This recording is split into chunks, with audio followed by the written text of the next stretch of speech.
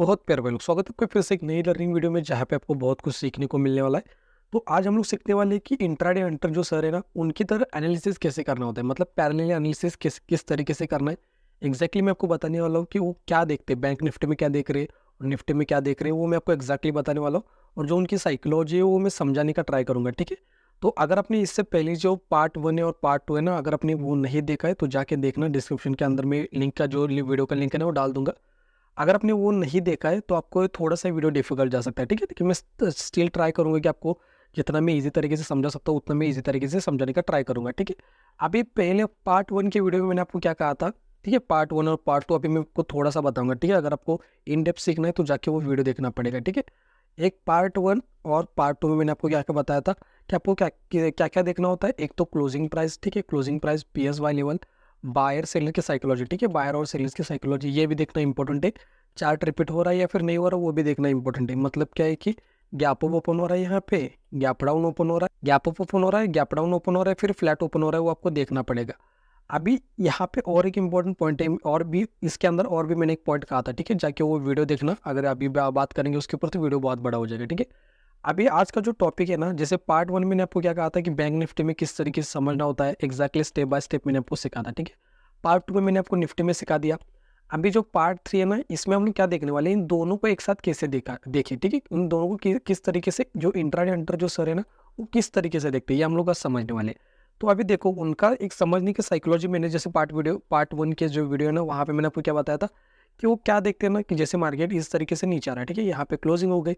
अब मार्केट अगर यहाँ पे ओपन होता है तो वो लोग किसको देख रहे हैं ना, ये वाले जो सेलर है ना, ये सेफ ही कि नहीं, इनको देखा जाता है, ठीक है।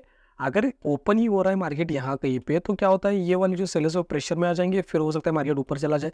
अगर यहाँ कहीं पे फ्लैट ओपन हो रहा है मार्केट तो प्रोबेबिलिटी होती है कि ये जो सेलर है वो सेफ है, फिर मार्केट हो सकता है उनके डायरेक्शन में चला जाए, क्योंकि उनको निकालना बहुत मुश्किल है, क्योंकि डिस्टेंस ज़्यादा हो गए ना।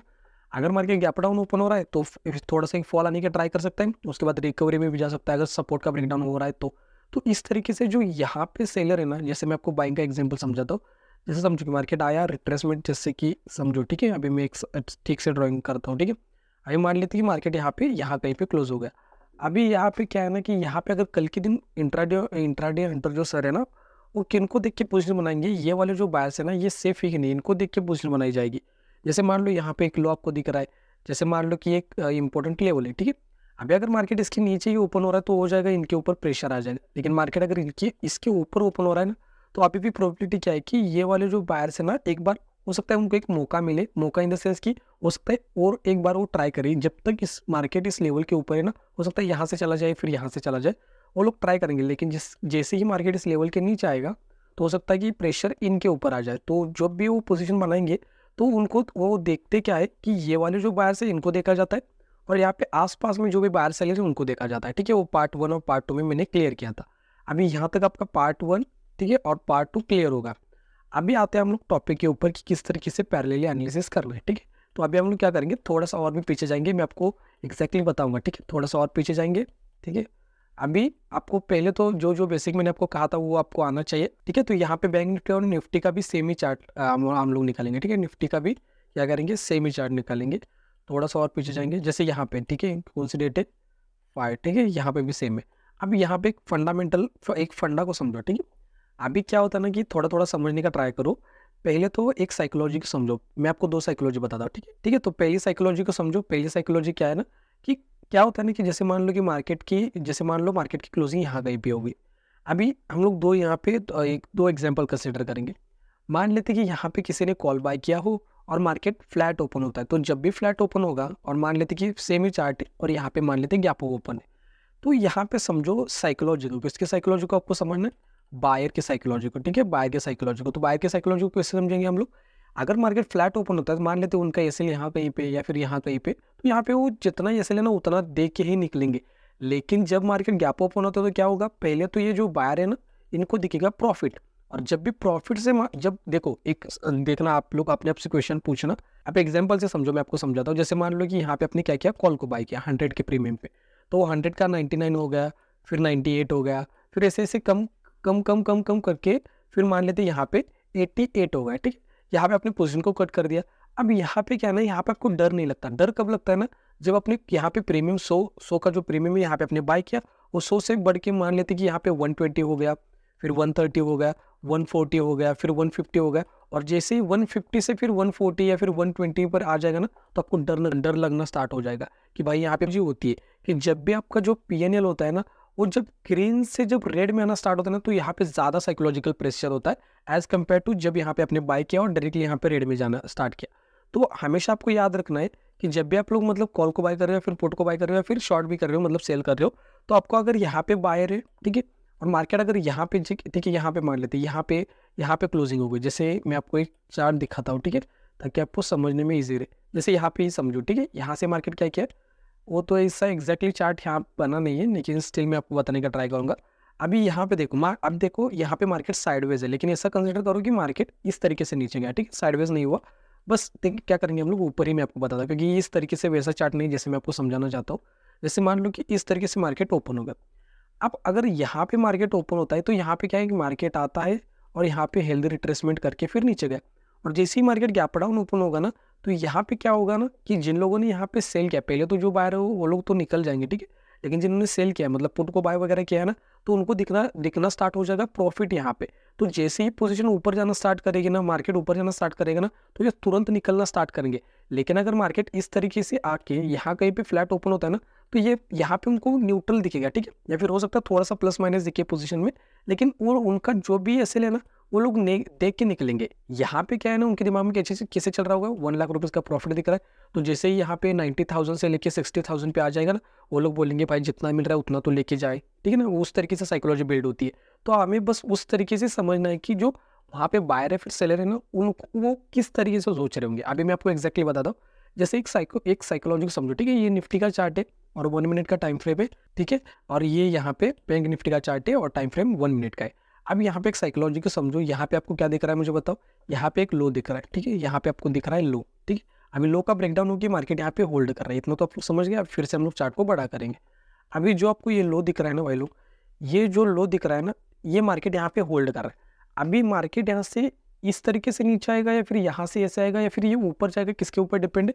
एक तो यहाँ पे जो प्रीवियस बायर सेलर है ना, इनके ऊपर भी डिपेंड है, सेंटिमेंट के ऊपर भी डिपेंड है, स्ट्रक्चर के ऊपर भी डिपेंड है, और निफ्टी के ऊपर भी डिपेंड है भाई लोग, ठीक है, निफ्टी के ऊपर भी डिपेंड है। तो आज की जो वीडियो है ना, हम लोग बस निफ्टी के ऊपर ही बात करने वाले हैं कि निफ्टी में कि मतलब किस निफ्टी के ऊपर भी देखो। अभी ये जो मैंने आपको चार्ट बताया ना, वो बायर सेलर की जो प्रीवियस डे में जो भी बायर सेलर ना, उनके ऊपर भी डिपेंड है, ठीक है। स्ट्रक्चर और सेंटिमेंट के ऊपर भी डिपेंड है, लेकिन स्ट्रक्चर और सेंटिमेंट के ऊपर हम लोग बात नहीं करने वाले। अगर आप चाहते हो इनके ऊपर भी हम लोग एक डेडिकेटेड वीडियो बनाए, बड़ा वीडियो, तो कमेंट्स में बता सकते हो कि भाई इन दोनों को भी कवर करो। हम लोग आज निफ्टी के ऊपर भी बात करने वाले हैं, ठीक है। अभी निफ्टी में देख से समझो थोड़ा सा। अभी यहाँ पे निफ्टी में सेम ही चार्ट है, एक बार हम लोग फिर से कन्फर्मेशन करेंगे, ठीक है, सेम ही चार्ट है। अभी यहाँ पे आ जाओ थोड़ा सा पीछे, यहाँ पे आपको क्या दिख रहा है मुझे बताओ। यहाँ पे आपको दिख रहा है, ठीक है, यहाँ पे क्या दिख रहा है, ये जो आपको यहाँ पे दिख रहा है ना, तो ये इसको हम लोग क्या बोल सकते हैं, एक रेजिस्टेंस है। लेकिन ऊपर से जब मार्केट आएगा तो क्या हो जाएगा, सपोर्ट हो जाएगा, ठीक है, यहाँ तक समझ गए। अभी यहाँ पे समझो थोड़ा सा साइकोलॉजी को। एक क्या होता है ना कि डब्ल्यू पैटर्न होता है, जैसे आपको डब्ल्यू पैटर्न बताया, डब्ल्यू पैटर्न होता है, ये फेक कब होगा डब्ल्यू पैटर्न, जब मार्केट ब्रेकआउट देगा और पीएस वाले वाला अगर नीचे यहाँ पे है ना भाई लोग अवेलेबल, तब ये फेक होगा, ठीक है। बहुत इंपॉर्टेंट पॉइंट मैं आपको बता रहा हूँ, अगर नोटबुक वगैरह होगी तो लिखना, ठीक है। अभी डब्ल्यू पैटर्न फेक कब होगा, ये कब वर्क कब करता है, पहले समझो वर्क कब करेगा, जब ब्रेकआउट होगा और ऊपर यहाँ पे क्या है ना कि सेलर्स के सेल अगर अवेलेबल है तो ये वर्क होगा। हो सकता है क्लोजिंग प्राइस हो या फिर पीएस वाले बोलो, ये वर्क करेगा, ठीक है, अच्छे से। तो ये पॉइंट नंबर 1 इसको कंसिडर कर सकते हो। ये ब्रेकआउट, ये फेक ब्रेकआउट कब करेगा, जब यहाँ पे सेलर के सेल अवेलेबल नहीं होंगे, तो मार्केट क्या करेगा, बस बायर को ट्रैप करने के लिए आ जाएगा, ठीक है। अभी ये होगा, इसमें क्या कंसिडर कर सकते हो कि पीएस वाले लेवल नीचे की साइड में, ये भी कंसिडर कर सकते हो, या फिर जो इंपॉर्टेंट लेवल है जो पार्ट 1 में मैंने आपको जो बताया ना, वो भी। अब थर्ड है बहुत इंपॉर्टेंट, ठीक है, डब्ल्यू पैटर्न बन रहा है एक इंडेक्स में, और दूसरे इंडेक्स में अगर मार्केट जैसे कि किसका ब्रेकडाउन किया है, या फिर ऐसा बोल सकते हैं कि सेलर्स को यहाँ पे मार्केट ने एक्टिव किया है, तो ये वाला जो डब्ल्यू पैटर्न है ना, ये भी अच्छे से वर्क करता है भाई लोग, ठीक है। ये बहुत इन डेप्थ में आपको बता रहा हूँ भाई लोग, ये अगर अपने नोटबुक में वगैरह लिख रहे हो ना, तो लिखना बहुत इंपॉर्टेंट है, ठीक है। ये थर्ड पॉइंट तो बहुत इंपॉर्टेंट है, मैं आपको एक्जैक्टली अभी दिखाता हूँ, ठीक है। अभी यहाँ पे देखो थोड़ा सा, यहाँ पे निफ्टी में डब्ल्यू पैटर्न ये अच्छे से वर्क है, ये फेक क्यों नहीं हुआ मुझे बताओ। यहाँ पे डब्ल्यू पैटर्न बना है, ठीक है, यहाँ पे डब्ल्यू पैटर्न बना है, फिर मार्केट रिटेस्ट करके फिर ऊपर गए, बाद में जो हुआ है उसको छोड़ दो, ठीक है, उसको बोलना पड़ेगा हमें। हमें क्या है कि इंट्राडे ट्रेडिंग कर रहे हो, अब हमें ये नहीं पता होता ना, जैसे मान लो कि यहाँ पे अपने पुट को बाय किया या फिर यहाँ पे पुट को बाय किया, मार्केट ने आके आपका ये सेलेक्ट किया, बाद में आके यहाँ पे नीचे आके करना क्या है उसका, हमें क्या चाहिए कि ये वर्क कब करेगा, ठीक है। यहाँ पे अगर ये ब्रेकआउट करके यहाँ पर ही फॉल्स में जा रहा है तो वो दिक्कत कर सकता है, ठीक है। अब यहाँ पे ये वर्क क्यों किया, आगे का इसको छोड़ना पड़ेगा आपको, क्योंकि ये कन्फ्यूजन हो जाएगा फिर, ठीक है। यहाँ पे ध्यान से देखोगे तो यहाँ पे मार्केट ने ये किया, मुझे बताओ, सेलर्स को ट्रैप किया, सेलर्स को ही टाइम दे रहा है, ठीक है। और ये अगर बैंक निफ्टी मोमेंटम करेगा तो निफ्टी को भी करना पड़ेगा, ठीक है। तो इस तरीके से समझो। अब यहाँ पे क्या है ना कि प्लस एक इंपॉर्टेंट मैं आपको एक फॉर्मूला बताता हूँ कि एक इंडेक्स अगर ब्रेकडाउन कर रहा है, दूसरा इंडेक्स अगर सपोर्ट के पास में है ना, तो ये फेक ब्रेकडाउन हो जाएगा, ठीक है। प्रोबेबिलिटी होती है कि मार्केट ऐसे ऊपर चला जाए, और इसका अपोजिट, अगर एक इंडेक्स ब्रेकआउट कर रहा है तो दूसरा इंडेक्स अगर रेजिस्टेंस के पास में ना, तो प्रोबेबिलिटी होती है कि ये जो ब्रेकआउट है ना वो थोड़ा सा फेक हो जाए। हो सकता है मार्केट इनको निकालने के लिए आए, या फिर हो सकता है कि मतलब पूरा ही नीचे चला जाए, वो बता नहीं सकते, डिपेंड करता है वो साइकोलॉजी के ऊपर, लेकिन मार्केट नीचे आता है ज़रूर, ठीक है। अभी वो तो पहले तो ये समझ गए कि एक ब्रेकडाउन क्या है, एक सपोर्ट के ऊपर है, तो प्रोबेबिलिटी क्या है कि जिसने भी ब्रेकडाउन किया है, जैसे कि बैंक निफ्टी ने ब्रेकडाउन किया ना, तो वो फेक हो जाएगा, ठीक है। ये तो क्लियर हो गया। अभी दूसरा समझो, यहाँ पे जो भी जब भी ब्रेकडाउन हो रहा है ना, जैसे ब्रेकआउट हो रहा है, जैसे मैं आपको यहाँ पे एग्जैक्टली मैं आपको टाइम दिखाता हूँ, ठीक है। ब्रेकआउट, जो ब्रेकआउट वाली कैंडल है ना, वो है 10:13। अभी यहाँ पे आ जाओ 10:13, कहीं यहाँ पे आ जाएगा, ठीक है। यहाँ कहीं पे मैं आपको एग्जैक्टली दिखाता हूँ ये कैंडल। तो यहाँ पे अभी तक मार्केट ने सेलर्स को निकाला नहीं है, ध्यान से समझो। सेलर कब निकलना स्टार्ट करेंगे, जब मार्केट इसके ऊपर चला जाएगा ना, तब सेलर्स निकलना स्टार्ट करेंगे। तो मार्केट यहाँ कहीं पे है अभी फिलहाल के लिए, ठीक है। अभी जब मार्केट यहाँ, आपको ये तो पता है कि मार्केट यहाँ पे ट्रैप कर सकता है, तो मार्केट यहाँ पे एक मोमेंटम आ सकता है, और अगर बैंक निफ्टी में मोमेंटम आएगा तो ऑब्वियसली ये जो डब्ल्यू पैटर्न है ना भाई लोग, ये अच्छे से वर्क करेगा, ठीक है। डब्ल्यू पैटर्न अच्छे से वर्क करेगा। इसका अपोजिट मैं आपको बताता हूँ, यहाँ पे अभी चार्ट तो वैसा है नहीं।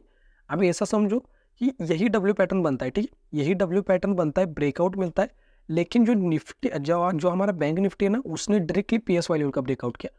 तो उस कंडीशन में क्या होता है ना कि यहाँ पे बायर्स काम करेंगे, यहाँ पर भी बायर्स काम करेंगे, तो ये B+B एक फॉर्मूला होता है, उसके अकॉर्डिंग क्या होता है ना कि आपको पुट साइड जाना होता है, ठीक है। ये फॉर्मूला है, अभी उसके ऊपर भी बात करेंगे कभी, ठीक है। अगर आपको चाहते हो तो कमेंट्स में बताना भाई लोग, ठीक है। जो भी आपके डाउट्स है कमेंट्स में बताना, क्योंकि बहुत ज़्यादा कमेंट्स नहीं आते, तो जितने भी आते हैं मैं सबको रीड करता हूँ भाई लोग, ठीक है। 5-10 ही आते हैं, मुझे अच्छे से पता है। अगर आपको कोई भी डाउट आ रहा है, कन्फ्यूजन आ रहा है, तो कमेंट्स में लिखना, ट्राई करूँगा मैं उस जो भी आपका डाउट है ना उसको क्लियर करने का नेक्स्ट वीडियो में। तो यहाँ तक समझ गए आप, थोड़ा सा फिर से आगे आ जाओ, यहाँ पे देखो, ठीक है। अभी थोड़ा सा फिर से हम लोग आगे आएंगे, ठीक है। यहाँ पे देखो एक इंपॉर्टेंट पॉइंट, यहाँ पे भी फिर से, ठीक है, वही है डेट। अब यहाँ पे समझो, यहाँ पे क्या है मुझे बताओ एक बार। यहाँ पे जो निफ्टी है ना, निफ्टी क्या कर रहा है, क्लोजिंग प्राइस के ऊपर ट्रेड कर रहा है, ठीक है। मतलब क्या है, इसने रेजिस्टेंस का ब्रेकआउट किया है। अब यहाँ पे आ जाओ बैंक निफ्टी। बैंक निफ्टी कहाँ पे मुझे बताओ, एक रेजिस्टेंस जो जोन है ना, यहाँ कहीं पे, ठीक है। हम लोग क्या करेंगे, थोड़ा सा ड्राइंग को रिमूव करेंगे यहाँ से। अरे यहाँ पे बैंक निफ्टी कहाँ पे मुझे बताओ, एक रेजिस्टेंस के जोन के पास में। तो क्या होता है ना कि जब भी कोई भी इंडेक्स क्लोजिंग प्राइस का ब्रेकआउट कर रहा है, और वहाँ पे अगर ऊपर के साइड में एसएल्स अवेलेबल नहीं, और दूसरा इंडेक्स अगर रेजिस्टेंस के पास में ना, और ऊपर एसएल अवेलेबल नहीं, तो ऑब्वियसली जो जिस इंडेक्स ने भी रेजिस्टेंस लिया है वो रेजिस्टेंस लेके नीचे आता है, और जिसने ब्रेकआउट किया ना क्लोजिंग प्राइस का, या फिर हो सकता है वहाँ पे पीएसवाई लेवल भी हो, तो मार्केट क्या करता है फिर, जब भी इस क्लोजिंग प्राइस का ब्रेकआउट वगैरह होता है, तो मार्केट उनको निकालने के लिए फिर नीचे ही आता है, ठीक है। तो ये भी एक इंपॉर्टेंट पॉइंट था, मैंने आपको बता दिया। आई होप कि आज के वीडियो में आपको बहुत कुछ सीखने को मिला होगा। फिर से मैं आपको थोड़ा सा बताता हूँ, क्या क्या हम लोग आज डिस्कस किया हमने। एक तो मैंने आपको डब्ल्यू पैटर्न के बारे में बताया, ठीक है, कब वो वर्क करता है कब नहीं करता, और एक पैरेलल एनालिसिस वो भी मैंने आपको बता दिया। एनालिसिस, पैरेलल एनालिसिस कैसे करना है मैंने आपको वो भी बता दिया, कि अगर ब्रेकडाउन मिल रहा है एक इंडेक्स में, दूसरा इंडेक्स सपोर्ट के पास, तो प्रोबेबिलिटी होती है कि जिसने भी ब्रेकडाउन दिया वो फेक हो जाए, ठीक।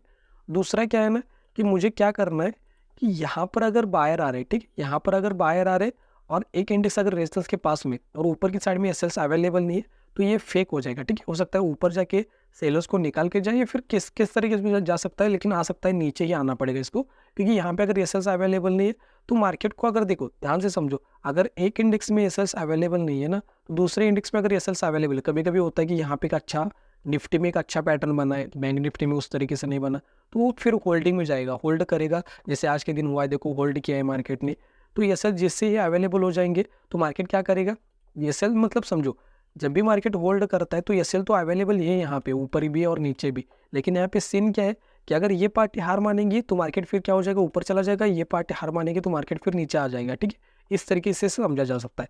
अब नेक्स्ट वीडियो कौन से टॉपिक पे आपको देखना है ना वालों, कमेंट्स में बताना कि कौन से टॉपिक पे कवर करूँ। अगर आपको सेंटिमेंट के ऊपर चाहिए तो वो भी बना सकते, स्ट्रक्चर के ऊपर चाहिए तो वो भी बना सकते, ठीक है।